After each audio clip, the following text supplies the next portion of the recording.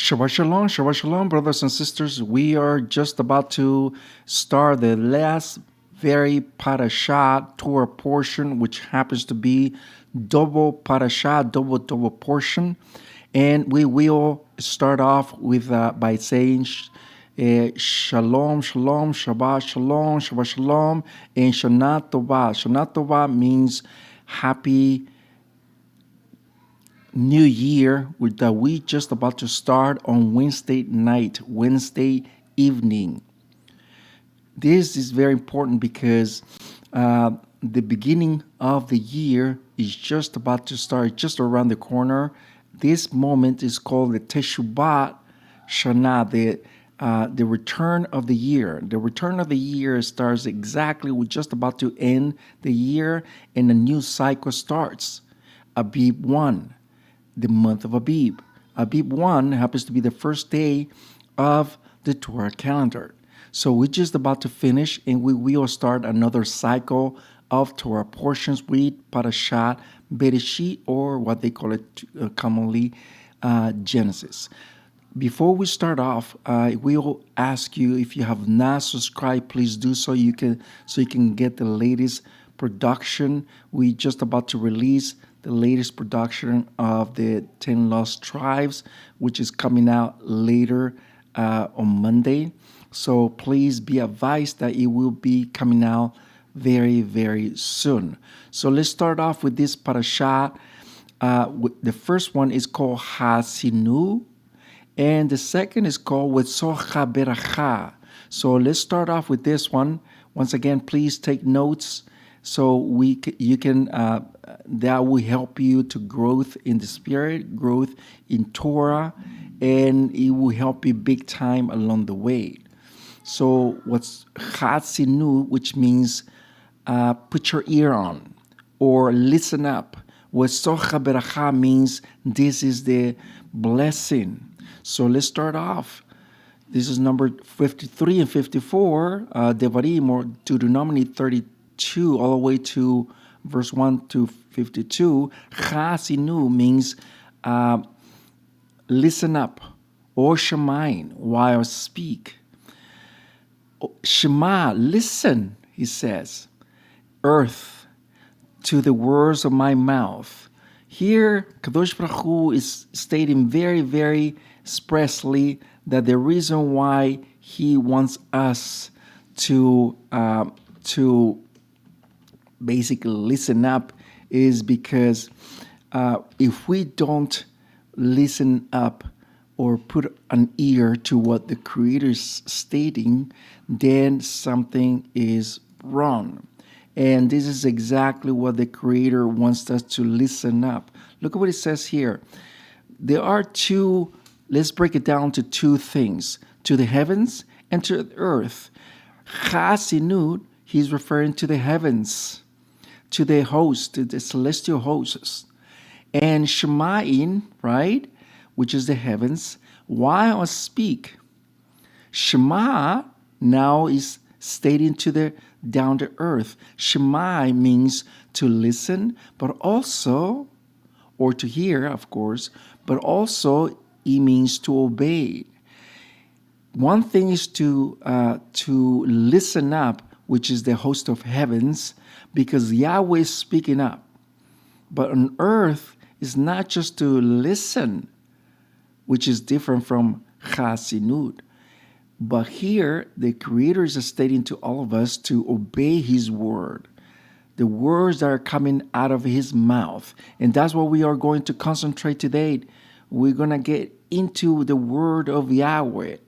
What does it mean when the Creator states, this is my word that is coming out of my mouth? What does it mean by that? We need to find out. Creator, every time He speaks, there is an action into it. When the Creator speaks, there is an action either, for example, when you speak, when the words are coming out of your mouth, it could be for good, it could be for bad. Either or is going to have an effect, a hidden effect. Okay, so that means that whatever comes out of our mouth, it has an impact, it has an action. In the case of Yahweh Sebaot, in the case of Kadosh Baruch Hu, Yahweh Sebaot, he speaks the words when he's of existence, and therefore that's something good. Haazinu, the Creator states, it is something that he wants us to acknowledge him. Look at what it says here in the book of Deuteronomy, or Devarim 31 verse 30. So Moshe spoke in the ears of the whole assembly of Israel the words of this son from the beginning to the end. Now, why I bring this up is because we need to understand why Yahweh speaks the way he does, speaks into existence. But in the work of this song, this shir, we are going to concentrate very, very soon. Let's go a little bit forward. When the Creator speaks about Haazinu and Shema, those two words, those are complete different. One is referring to the heavens, and the other ones are to the earth. Look what it says about the word of Yahweh. 55 of Isaiah, Yeshayahu, verse 1. So, will be my dabar, my word that comes out of my mouth will not come back to me empty before it fulfills what I want, and it will be prosper and for which I send it. In other words, whatever comes out of the mouth of Yahweh, then it will have its fulfillment. And whether we like it or not, as a creation, sometimes we don't really like the things that Yahweh speaks, but it's not what we like, it's what he wants. At the end of the day, that's what he wants. That's his will, not our will. Remember what Mashiach says very clear. Kadosh Baruch Hu, he says, Father who art in heaven, let there be your will, not my will. You see that? Sometimes we tend to forget that it is the will of Yahweh, not ours. We always want to do the will of Yahweh. If you guys remember Mashiach, Yeshua, he always stated that he always wanted to do his will, the Father's will, not his own will. And that was Mashiach. Imagine him, much more us as a creation. 45:23. For me, I swore on earth, the dabar, the word, came out of my mouth in tzedakah, in justice. My dabar, my word, that I don't know, it will be revoked. It will not be revoked because it will be bent to me, every knee. He will swear every tongue to the Ayil Almighty. Very crucial text that we are actually looking at right in this very moment. And we have to understand something very crucial. The Creator, every time he speaks his word, when you read the scriptures, when you search into the scriptures, it is something that the Creator is speaking to you alone, not anybody, not as a group, not as a people, but as an individual. He's speaking to you. He's speaking to me every time you open the scriptures.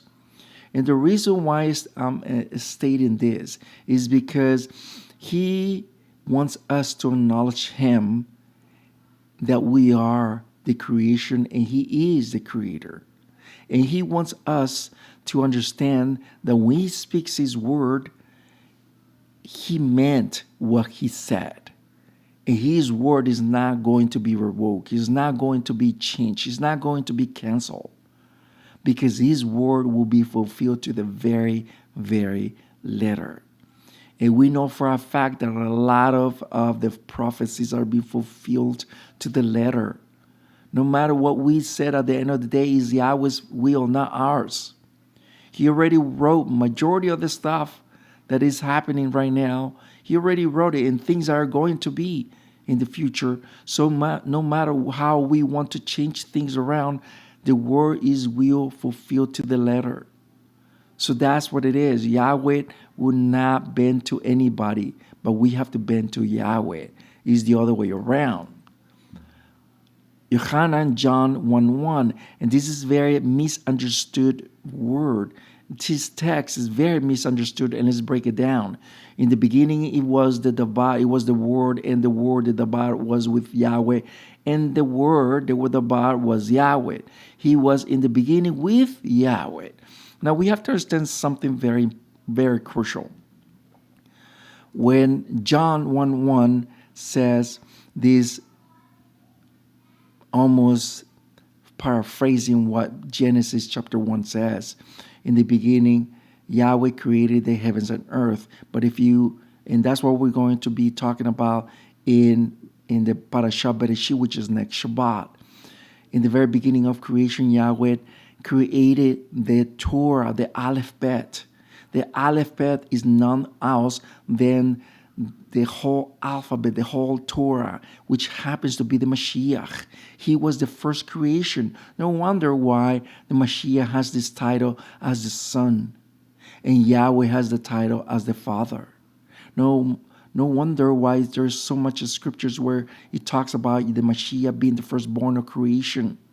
And also in Psalms chapter 2, verse 17 and 18 says very clear, in this day I have begotten you. Ask me the nations as inheritance. Which means that the Mashiach was the first creation of Yahweh. Yahweh is forever and ever. It's infinite. Mashiach has at a beginning. You understand what I'm saying? Who resurrected the Mashiach?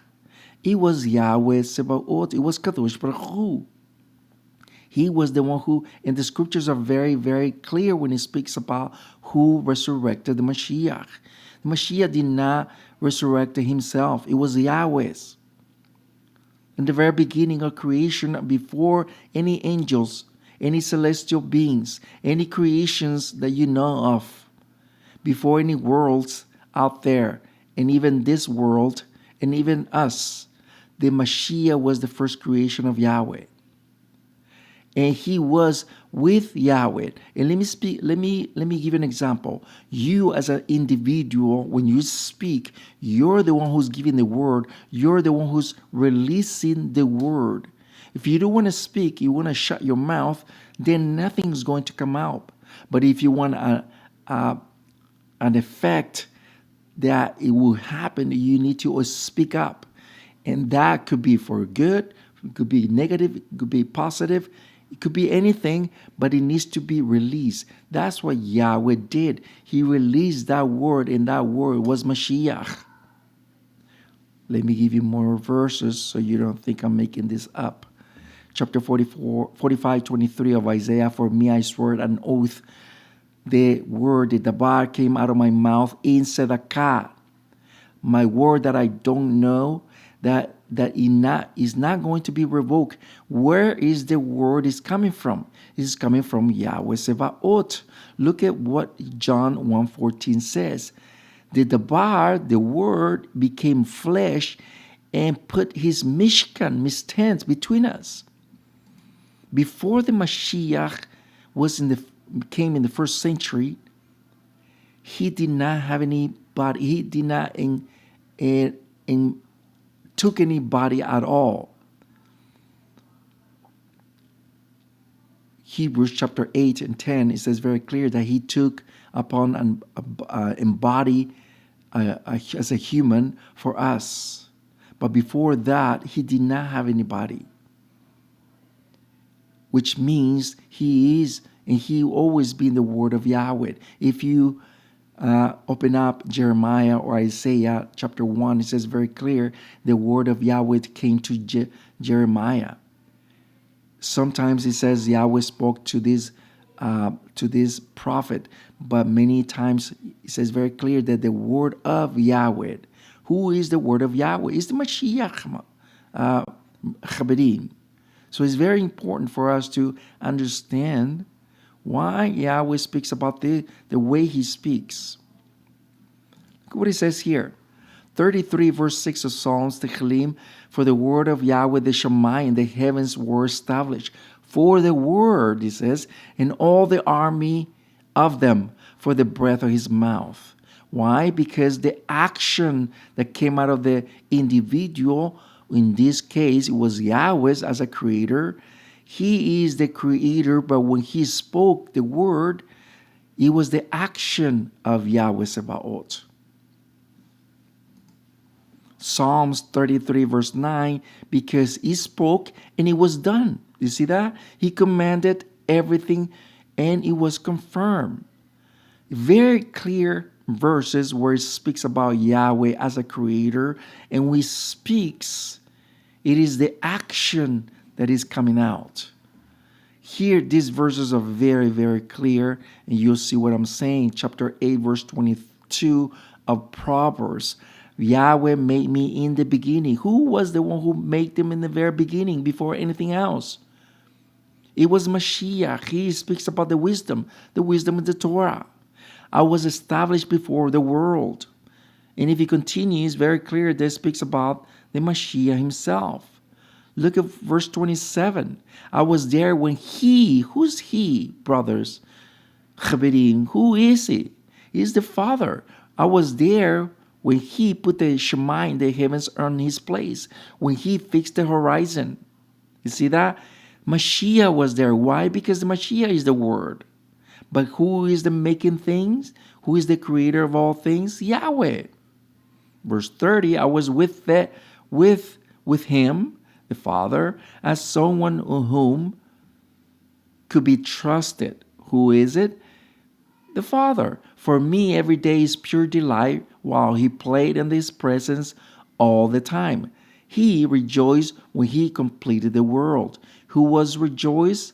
Yahweh, because he's the creator of all things. But the one speaking in this very moment, it is the Mashiach. He was with the Father making all things. But who is the creator? Who's the source? Who's the fountain? He's the source of everything. Who's the origin of everything? Yahweh Sevaot. He is the one who brings everything into being.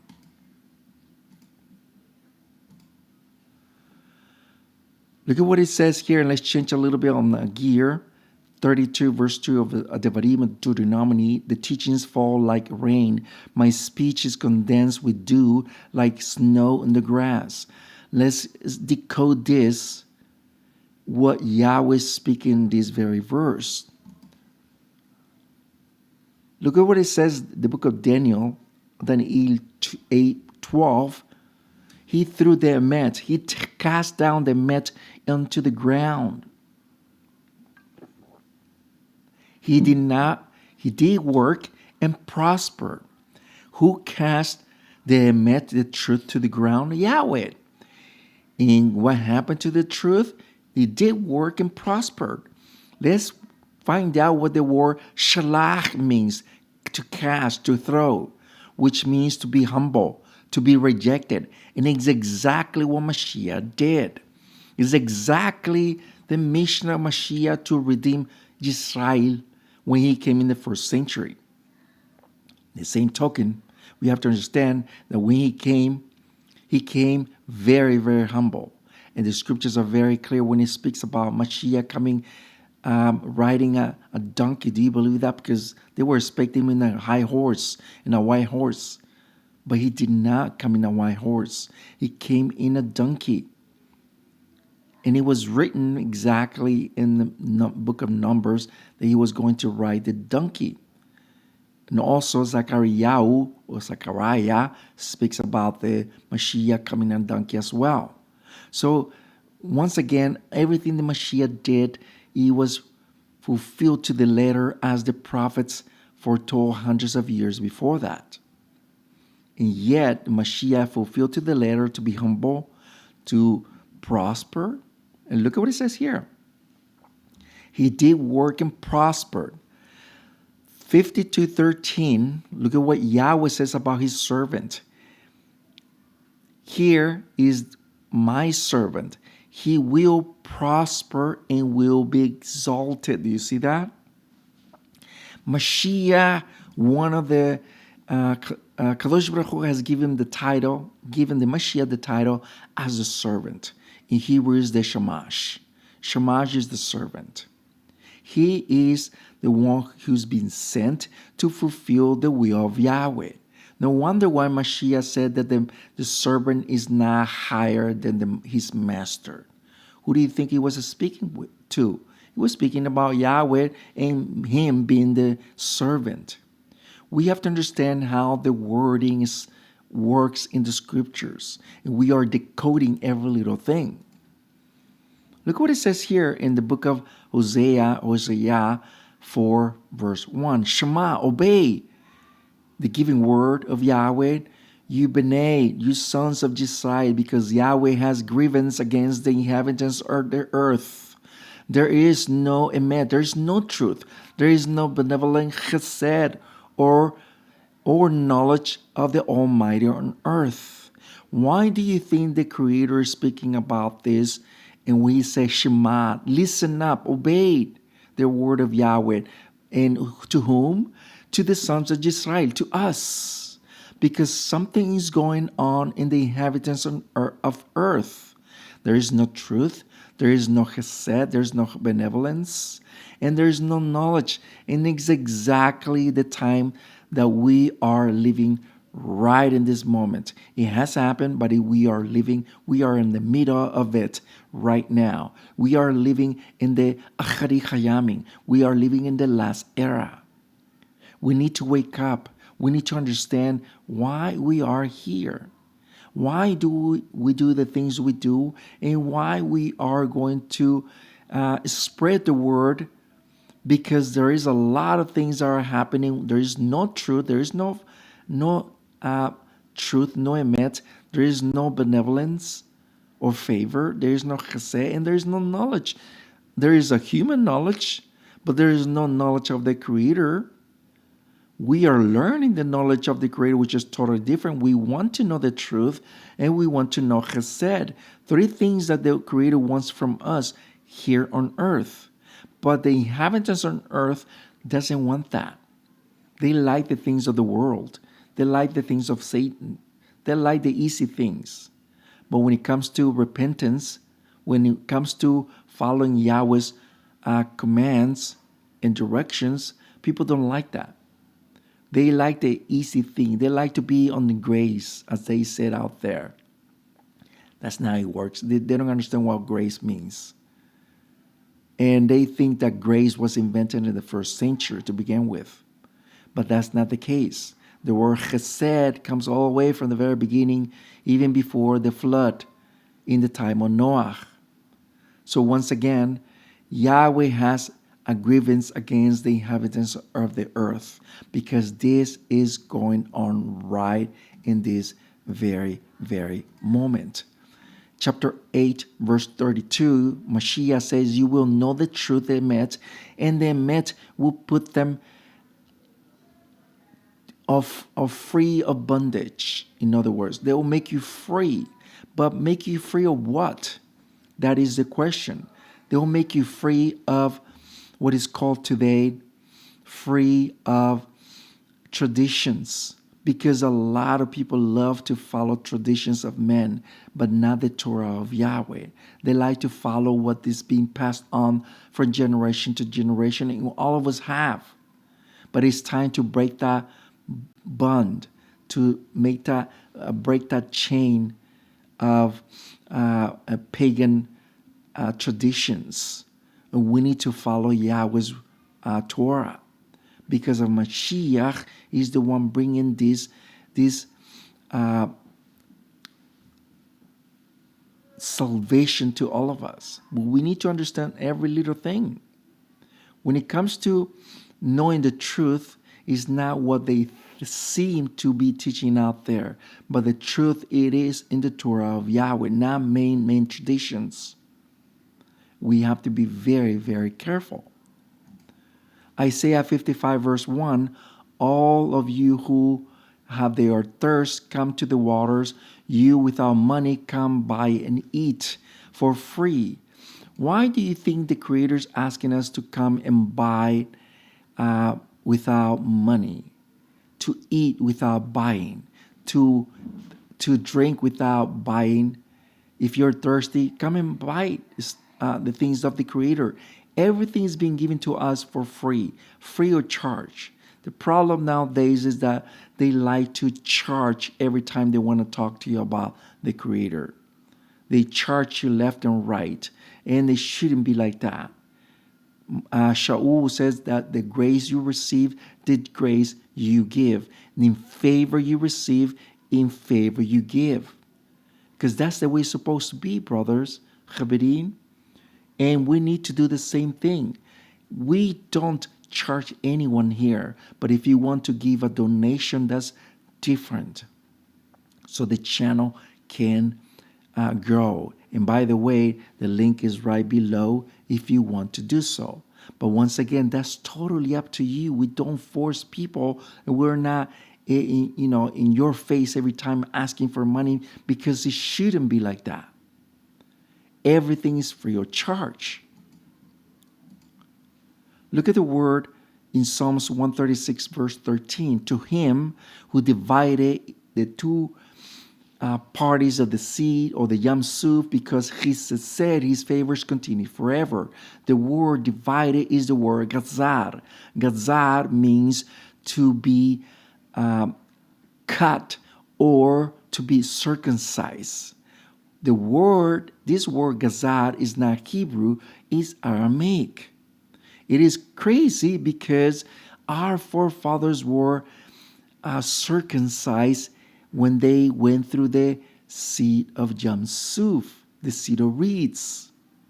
And it's exactly what Yahweh wants from all of us when we go into the immersion, what they call it baptism.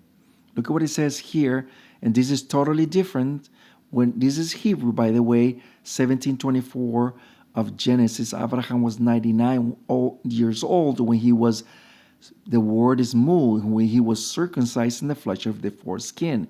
That's the actual Hebrew word, circumcised. But we can clearly see that gazar is an Aramaic, which means to be circumcised or to cut.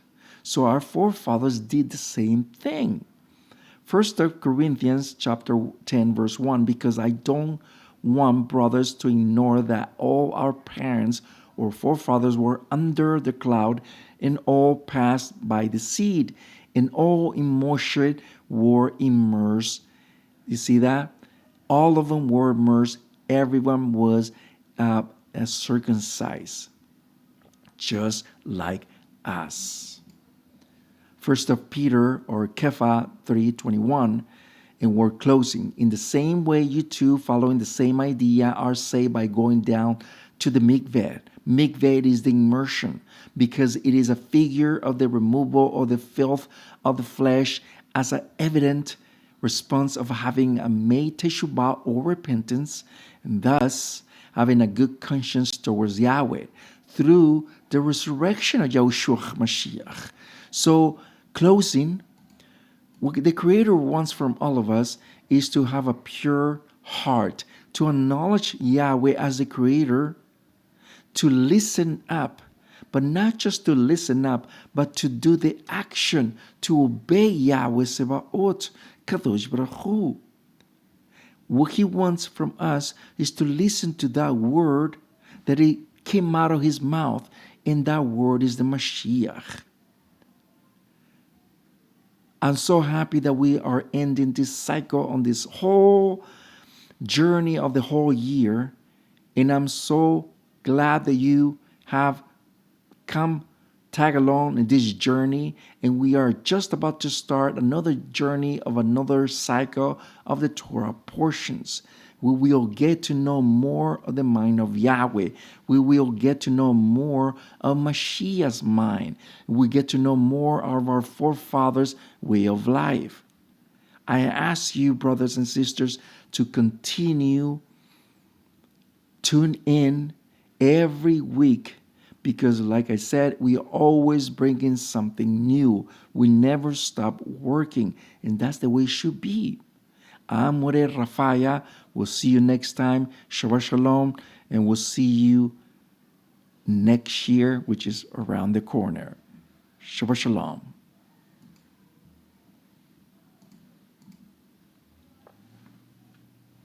in production, please subscribe to our channel and give us a like. Thank you. We'll begin.